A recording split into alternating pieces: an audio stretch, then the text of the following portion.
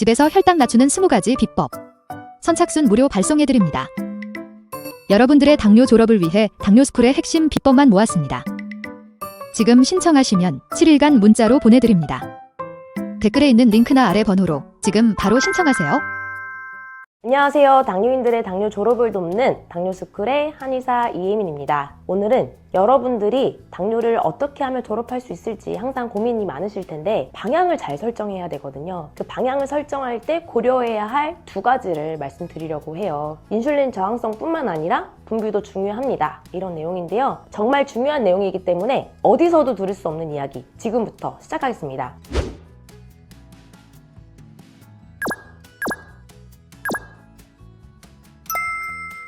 인슐린 분비를 검사할 수 있는 게 있어요. 바로 C-펩타이드라고 하는 검사인데요. 공복 상태에서 검사했을 때의 정상 범위는 1에서 3.5입니다. 이게 정상 범위라고 하는 게 당뇨가 있든 없든 어쨌든 정상적으로 분비하는 그 량을 말하는 건데요. 당뇨라고 하면 보통 우리가 얘기하는 건 E형 당뇨잖아요. E형 당뇨는 정의가 뭐죠? 인슐린은 분비가 잘 되는데 인슐린이 잘 쓰이지 못해서 즉 저항성 때문에 혈당이 안 잡히는 거잖아요. 그래서 공복 상태에서 인슐린 양은 정상적으로 분비가 잘 되는데 얘가 효율적으로 잘 쓰이지 못해서 혈당이 높은 상태입니다. 그래서 E형 당뇨는 1.2 이상으로 인슐린이 잘 분비가 되는 상태이고요. 반대로 인슐린 분비가 너무 적게 분비가 되는 0.6 미만 이럴 때 우리는 1형 당뇨라고 부르는 것이죠. 그런데 정말 안타깝게도 요새는 이 사이에 있는 1.5형 당뇨도 굉장히 늘어나고 있습니다. 함께 차트를 보실게요. 어떤 분이 오셨어요. 몇 년치 차트를 가지고 오셨는데 2021년도에 당월수가 6.2가 나왔다고 하셨습니다. 근데 이때 처음 당뇨를 알게 된 건데 아직 당뇨는 아니지만 어차피 먹어야 되니까 당뇨약 평생 드실 거 지금부터 드세요 라고 얘기를 듣고 당뇨약을 드시기 시작을 하셨어요. 다음 해에 오히려 당월수가 올라갔죠. 당뇨약을 먹고 있는데 올라갔습니다. 근데 문제는 뭐냐면 인슐린 분비량, C-펩타이드, 인슐린 분비량이 3.96이 나온 거예요. 우리가 아까 정상 범위가 3.5까지라고 했죠. 효율이 좋은 사람들은 1에 가깝게 나오는 거고 내가 많이 분비할수록 혈당 조절이 너무 어려워, 혈당 낮추는 게 너무 어려워, 인슐린 많이 필요해 라고 하는 상태거든요. 그런데 정상 범위를 넘어서 더 많이 분비가 되고 있는 거예요. 이거를 검사해놓고도 인지를 못하셨어요. 병원에서 이야기를 안 해줘가지고. 당활수가 올랐고 인슐린은 엄청 많이 분비되는데도 그냥 혈당 뭐 7.3이면 그래도 많이 나쁘진 않아요 하러 넘어간 거죠. 다음 해가 됐어요. 당활수가 7.5 거의 비슷하죠. 근데 인슐린은 어떻게 됐냐면 엄청 많이 늘어났습니다.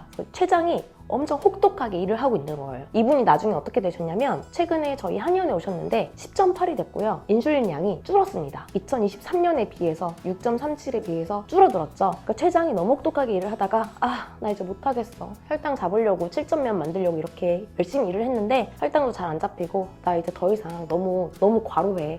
힘들어 라고 하면서 인슐린 분비량이 줄었죠. 이런 분들이 정말 많다는 거죠. 이런 분들이 나중에 어떻게 되냐면 인슐린 분비량이 점점 줄게 됩니다. 또 다른 분인데요. 당월수가 10%예요. 그러면 우리가 상식적으로 인슐린 분비량이 많아야 되겠죠. 그런데 겨우 1.82 나옵니다. 또 다른 분입니다. 13.5% 당월수 엄청 높은데 겨우 인슐린 분비량은 1.07에 불과합니다. 또 다른 분이에요. 12%인데 인슐린 겨우 1.08 나오는 거예요. 엄청나게 인슐린 분비량이 줄었는데 이런 분들도 우리는 그 과정을 직접적으로 볼 수는 없었지만 아까 그 환자분의 차트를 통해서 유출을 해보면 굉장히 인슐린을 많이 분비해서 혈당을 겨우겨우 조절하려고 노력을 했다가 췌장도 지쳐버려가지고 인슐린 분비량이 줄었구나 이렇게 생각할 수가 있는 거예요. 또 다른 분입니다.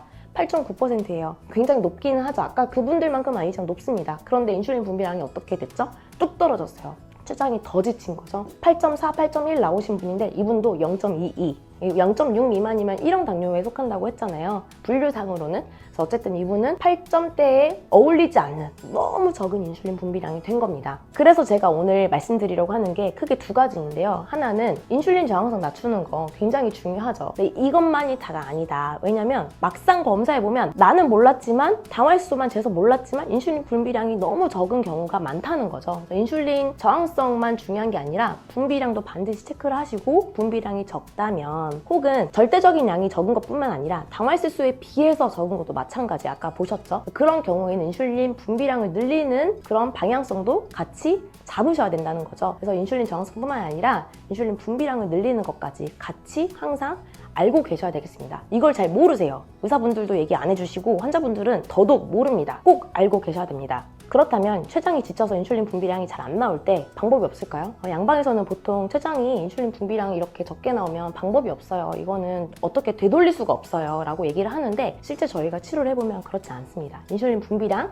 늘릴 수 있습니다. 한 땡땡님이시고요. 처음 오셨을 때 당화혈소 5.9에 0.64였어요. 이분은 전 단계라고 너무 나 당뇨 꼭 치료하고 싶다. 전 단계인데 당뇨 극복하고 싶다라고 오셨는데 제가 뭐라고 말씀드렸냐면 지금 전 단계가 문제가 아니라 인슐린 회복부터가 중요하다. 지금 당장 전 단계에서 정상으로 가는 것보다 인슐린 분비량을 늘리고 그런 문제들 해결하는 게 더 중요하다라고 말씀드렸습니다. 그래서 그런 치료에 더 집중을 했고요. 실제 인슐린 분비량이 1.2가 넘었죠. 정상 범위로 들어간 겁니다. 가능합니다, 여러분. 또 다른 분이시고요. 7.6%에서 오셨는데 이분은 인슐린 분비량이 0.6 미만으로 나오셨던 분이에요. 0.6, 0.48, 0.5, 0.32 이렇게 계속 0.6 미만으로 나오시던 분인데 제가 췌장에서 인슐린 분비량을 늘리는 약제들을 계속 연구하고 진료하고 또 연구하고 진료하고 하다가 최근에 정말 좋은 조합을 찾았습니다. 그래서 그 처방을 드렸더니 1.2까지 단숨에 올라간 거 보이시죠? 이렇게 인슐린 분비량 적다고 너무 걱정하지 마시고요. 이게 불가능하다고 생각하지 마시고 가능하기 때문에 꼭 희망을 가지시길 바랍니다. 두 번째, 인슐린 저항성도 중요하다고 말씀드렸죠? 당화혈소가 12.4%예요. 그런데 겨우 인슐린은 1.76만큼만 분비가 되고 있습니다.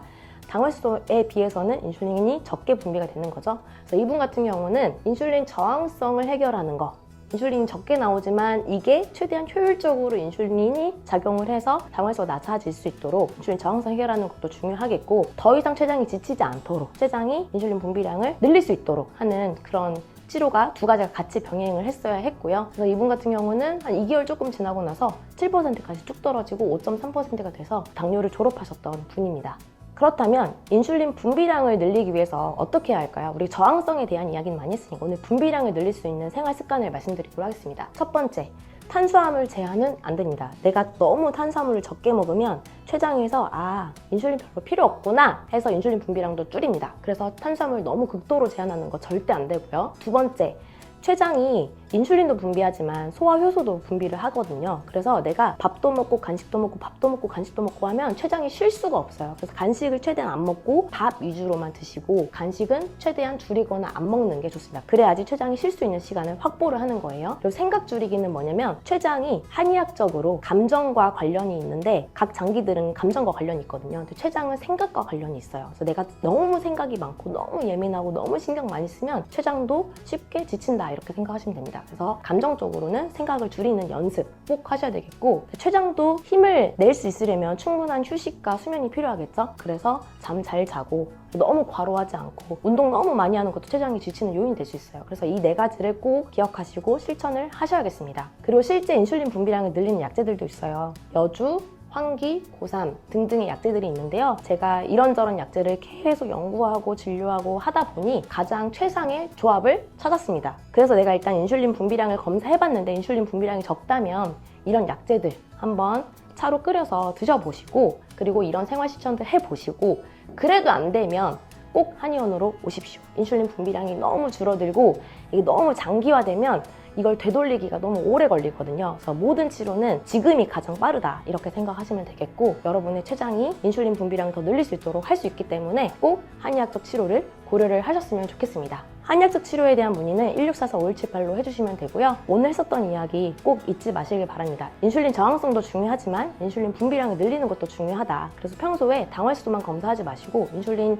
분비량도 시펩타이드라고 하는 검사거든요. 반드시 검사해 보시길 바라고 만약 문제가 있다라고 하면 실천하시고 그래도 안 되면 한의학적 치료를 고려해 보시길 바랍니다. 오늘 영상은 이것으로 마치도록 하겠습니다. 감사합니다.